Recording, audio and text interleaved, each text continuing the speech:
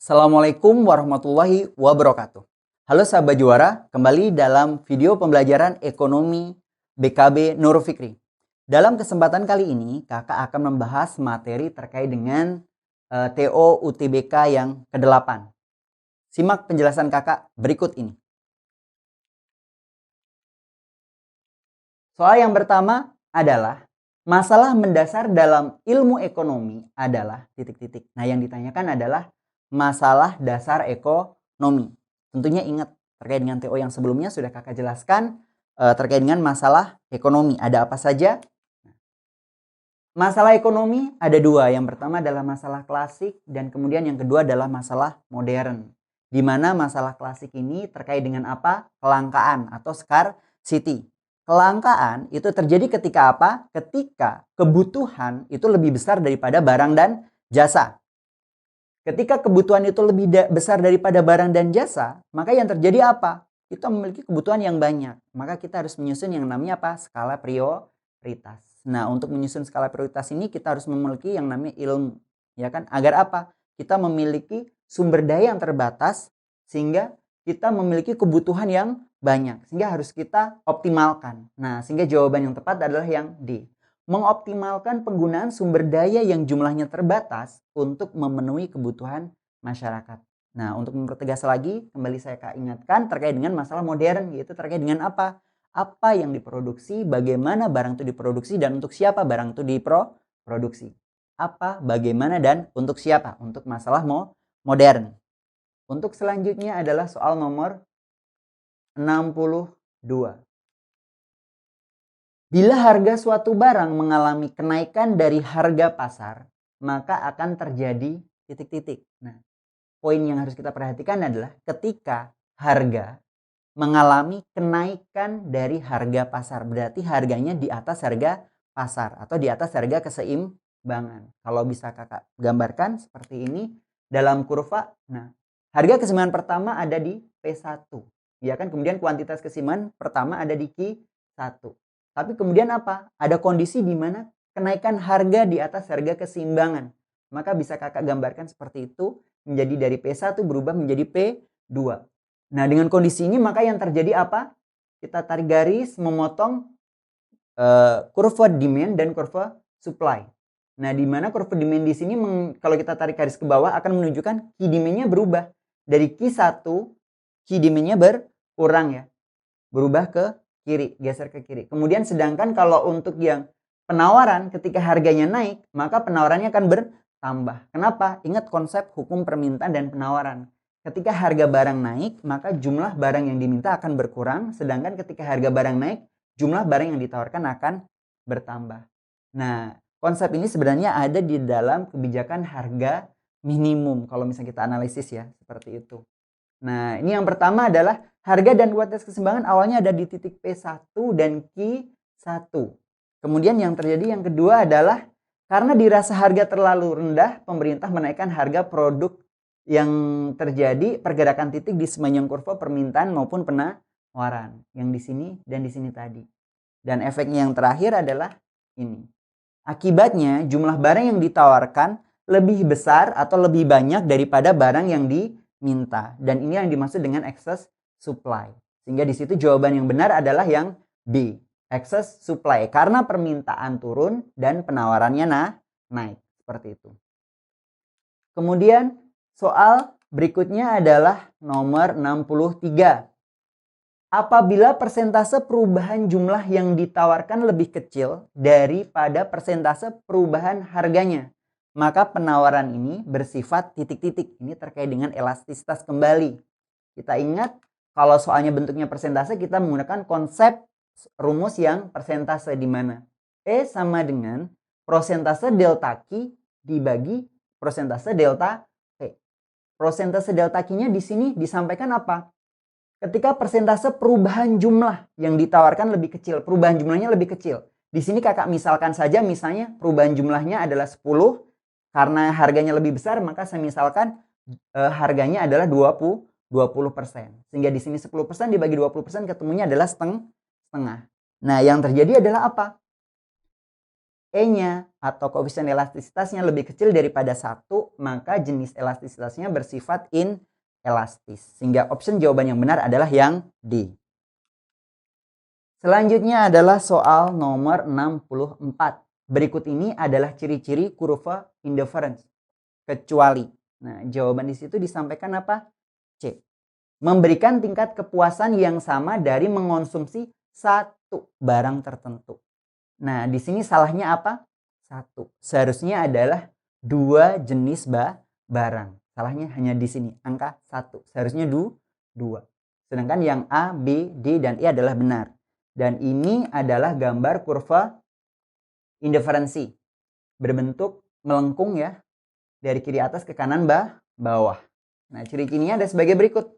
Turun dari kiri atas ke kanan bawah, kemudian cembung ke arah titik origin, ya, cembung ke arah titik origin, kemudian tidak saling berpotongan atau transitivitas. Maksudnya antara IC1 dan IC2 mereka tidak akan pernah saling berpotongan. Kemudian yang keempat adalah kurva yang lebih tinggi menunjukkan tingkat kepuasan yang lebih tinggi pula. Maksudnya adalah semakin ke atas atau semakin ke kanan itu menunjukkan tingkat kepuasan yang semakin besar. Kalau di sini misalnya ada IC1 dan IC2, berarti kepuasan terbesar ada di IC2. Itu seperti itu. Selanjutnya adalah soal nomor 65. Salah satu alasan yang menyebabkan struktur pasar monopoli tidak efisien dari sudut pandang pengalokasian sumber daya dalam masyarakat adalah, jawabannya adalah B. Munculnya deadweight loss atau DWL ya. Nah, semakin besar tingkat monopoli suatu pasar, maka tingkat DWL-nya itu semakin besar. Nah, DWL itu apa sih atau deadweight loss itu? Deadweight loss adalah tingkat kesejahteraan sosial yang hilang ketika produsen menetapkan harga barang lebih tinggi daripada biaya marginalnya. Ini. Nah, untuk lebih jelasnya di sini ada kurvanya seperti ini. Nah, ini adalah kurva yang menunjukkan deadweight loss. Nah, deadweight loss tadi disampaikan apa? Ketika ini adalah harga pasar ya kan? Harga marginalnya di sini, tapi pasar menetapkan harga di atas di atas biaya marginalnya, yaitu di titik A. Sehingga yang terjadi adalah apa? Posisi di titik A ini diinginkan oleh perusahaan untuk mencapai apa? Laba maksimum. Kenapa? Syarat laba maksimum adalah MR sama dengan MC. Nah, titik potong di sini adalah titik untuk mencapai laba maksimum. Sehingga untuk mencapai laba maksimum, maka perusahaan tersebut atau perusahaan monopoli tersebut harus menetapkan harga di sini, di titik A. Nah, ketika menetapkan harga di sini, tidak di titik B, makanya terjadi ada segitiga ini. Nah, segitiga ini yang dimaksud dengan deadweight loss. Di mana deadweight loss ini mengurangi terkait dengan apa? Nah, segitiga ini adalah segitiga apa? Premi konsumen atau keuntungan yang dinikmati oleh seorang konsumen. Karena adanya kebijakan daya monopoli tadi, maka ada bagian dari keuntungan konsumen yang berkurang di sini. Nah, ini yang dimaksud dengan DWL atau deadweight loss. Oke, untuk selanjutnya adalah soal nomor 66. Hubungan antara kurva-kurva biaya total rata-rata atau AC dan biaya variabel rata-rata, biaya tetap rata-rata, dan biaya marginal adalah titik-titik. Jawaban yang benar adalah 4 saja. Nah, di sini nomor 1, pada saat bergerak menurun, penurunan kurva AC lebih cepat daripada penurunan kurva AVC. Ini adalah kebalik. Seharusnya penurunan kurva AC lebih lambat. Kemudian yang kedua adalah pada saat bergerak naik, kenaikan kurva MC lebih lambat. Nah, ini juga salah. Seharusnya lebih cepat. Kemudian yang ketiga adalah kurva MC memotong kurva AFC atau average fixed cost pada saat AFC minimum. Ini juga salah. Kenapa? AFC tidak memiliki titik minimum. Nah, untuk lebih jelasnya di sini kakak sampaikan gambar-gambar kurvanya. Nah, yang pertama garis merah ini ya, horizontal itu adalah total fixed cost atau fixed cost, yaitu biaya tetap yang selalu tidak berubah-ubah. Karena tidak selalu berubah-ubah, tidak pernah berubah-ubah, ya kan? Maka biaya dari fixed cost ini nilainya tetap seperti ini, gitu. Meskipun jumlah produksinya semakin banyak, biaya tetapnya adalah selalu tetap, tidak berubah. Dia berarti horizontal. Sedangkan yang ungu ini dari titik origin ke atas ya, itu adalah total variable cost, yaitu biaya variabel yang selalu berubah-ubah bergantung dari unit barang yang diproduksi. Semakin banyak barang yang diproduksi, maka biaya variabelnya akan semakin banyak, seperti itu. Sedangkan total yang kuning ini adalah total cost. Total cost bentuknya hampir mirip dengan total variable cost, tapi dimulai dari titik fixed cost. Karena apa? Karena ketika tidak berproduksi, maka total cost sama dengan fixed cost. Maka di titik fixed cost. Seperti itu untuk yang total cost, variable cost, dan fixed cost.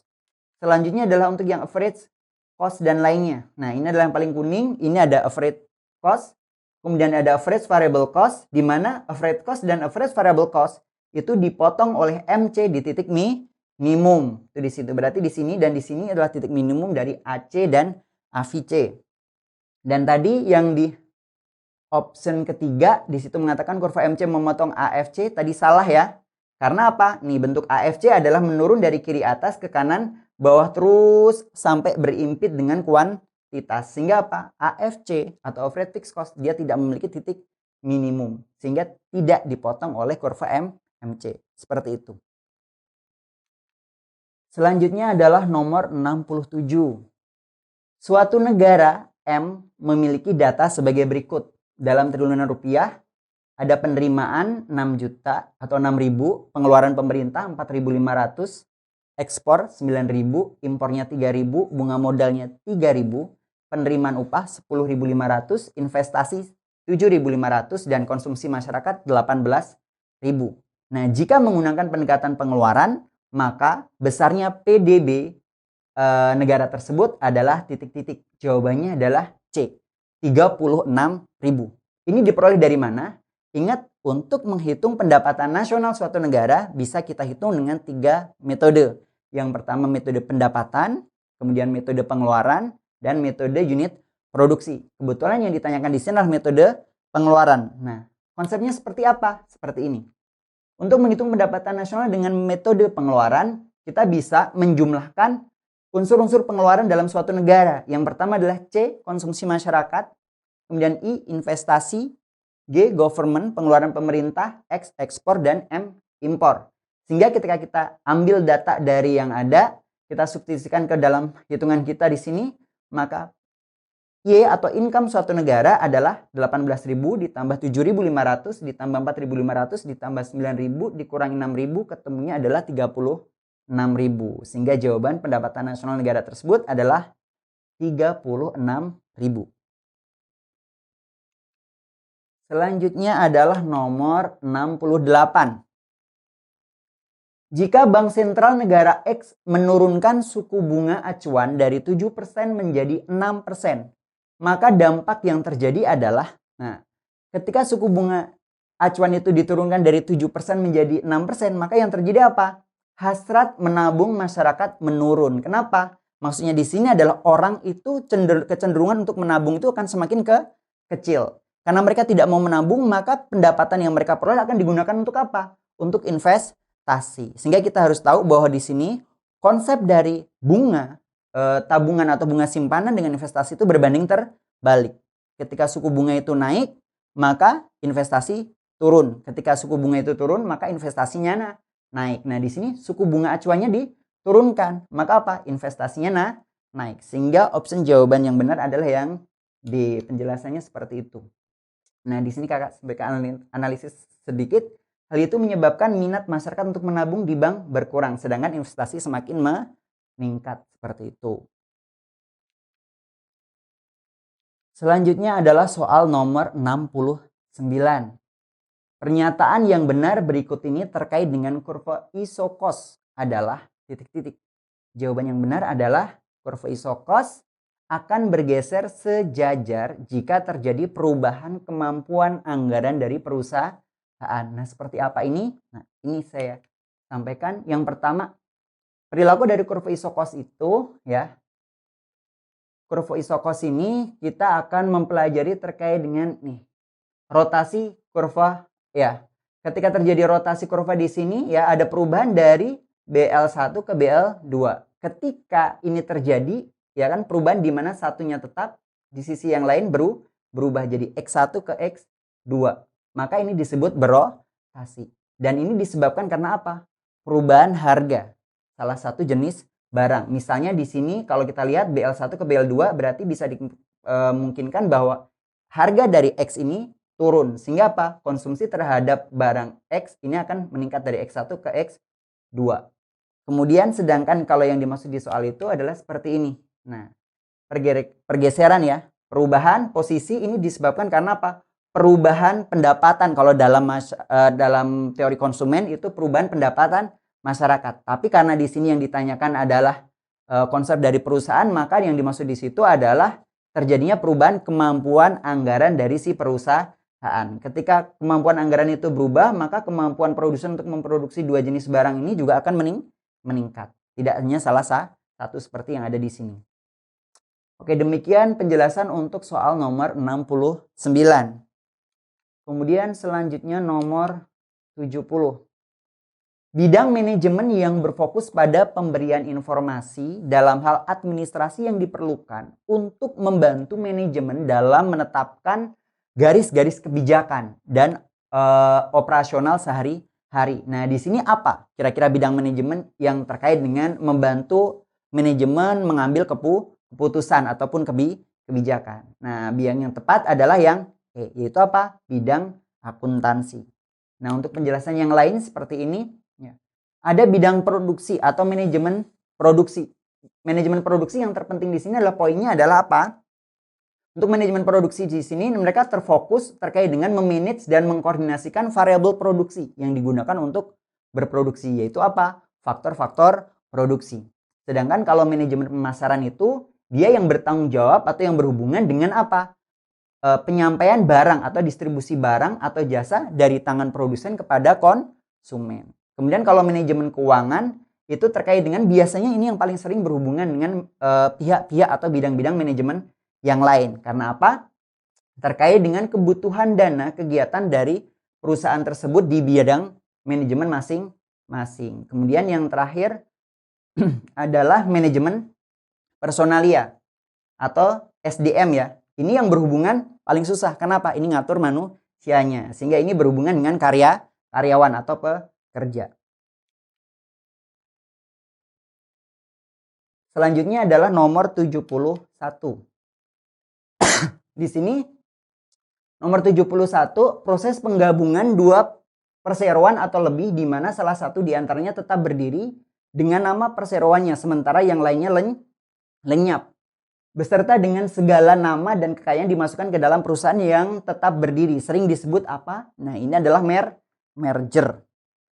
Jadi ini penggabungan dari beberapa perusahaan di mana beberapa perusahaan yang lainnya lenyap bergabung dalam satu nama. Di sini nomor satu ya merger itu sebagai penyerapan dari suatu perusahaan oleh perusahaan yang lain tanpa menghilangkan bentuk asli perusahaan tersebut.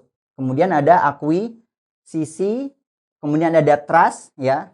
Trust adalah suatu bentuk pemusatan dari badan-badan usaha yang hartanya milik disatukan. Kemudian kalau holding company itu lebih kepada perusahaan induk yang membawahi beberapa jenis perusahaan. Itu adalah holding company. Kemudian selanjutnya nomor 72. Terkait dengan apa? Nah, ini soal ini terkait dengan rumah tangga produsen. Berikut ini peran rumah tangga produsen dan konsumen soalnya ya. Yang ditanyakan adalah yang berhubungan dengan rumah tangga produsen. Apa saja itu? Yang berhubungan dengan rumah tangga produsen adalah yang pertama. Produsen itu kegiatannya memproduksi barang dan jasa. Untuk memproduksi barang dan jasa, maka mereka adalah menggunakan atau pengguna faktor produksi. Nah, kemudian selain itu apa? Suatu perusahaan itu juga akan membayar pajak kepada pemerintah. Itu seperti itu. Jelas terkait dengan rumah tangga konsumen dan produsen. Selanjutnya kita bahas terkait dengan nomor 73. Cara mengatasi inflasi dengan menggunakan kebijakan moneter adalah titik-titik. Jawabannya apa? D. Menaikkan cash ratio. Nah, di sini ini adalah instrumen dari kebijakan moneter ya. Yang pertama adalah politik diskonto atau bunga bank, kemudian open market atau pasar terbuka, kemudian ada cadangan kas minimal atau reserve requirement ratio, kemudian ada pagu kredit atau kredit selektif, di mana kebijakan moneter itu menyangkut terkait dengan jumlah uang beredar yang dilakukan oleh BI. Bisa ditambah dan bisa dikurangi. Ketika menambah jumlah uang beredar, maka dampaknya akan terjadi yang namanya apa? Inflasi. Sedangkan ketika terjadi pengurangan, ini adalah cara untuk mengatasi inflasi. Nah, tadi yang ditanyakan adalah apa? Cara untuk mengatasi inflasi dengan kebijakan moneter. Maka jawaban yang benar adalah yang D, menaikkan cash ratio. Ya. Cash ratio atau cadangan kas minimal untuk mengatasi inflasi dengan cara mengurangi jumlah uang beredar ya, yaitu dinaikkan. Itu seperti itu. Oke, selanjutnya adalah soal nomor 74. Ini terkait dengan akuntansi, jurnal penyesuaian. Pada bulan Desember telah diselesaikan servis 5 kendaraan Pemda Cirebon dengan total jasa 7.500.000. Sampai 31 Desember baru diterima 5 juta. Jadi ceritanya Pemda Cirebon sudah meminta servis dengan total 7.500.000. Tapi sampai akhir buku, ya kan, akhir periode buku pembukuan itu tanggal 31 Desember baru dibayar 5 juta. Maka yang terjadi bagi bengkel tersebut apa? Mereka masih akan menerima, ya kan, pendapatan dari Pemda Cirebon sebesar berapa? 2.500.000. Nah, ini analisnya seperti itu. Sehingga jurnal yang harus kita buat, jurnal penyesuaiannya adalah apa? Piutang usaha 2.500.000 dan pendapatan usaha sebesar 2.500.000. Sehingga option yang benar adalah yang C, seperti itu. Selanjutnya untuk soal yang berikutnya nomor 75. Terkait dengan akuntansi ya. Nah, di sini kebetulan adalah akuntansi perusahaan dagang gitu. Di sini diketahui data sebagai berikut. Data keuangan dari PD Sarita. Penjualan sampai akhir, harga pokok penjualan, dan kebetulan di sini harga pokok penjualan sudah disampaikan sehingga kita tidak usah menghitung terkait dengan harga pokok penjualan.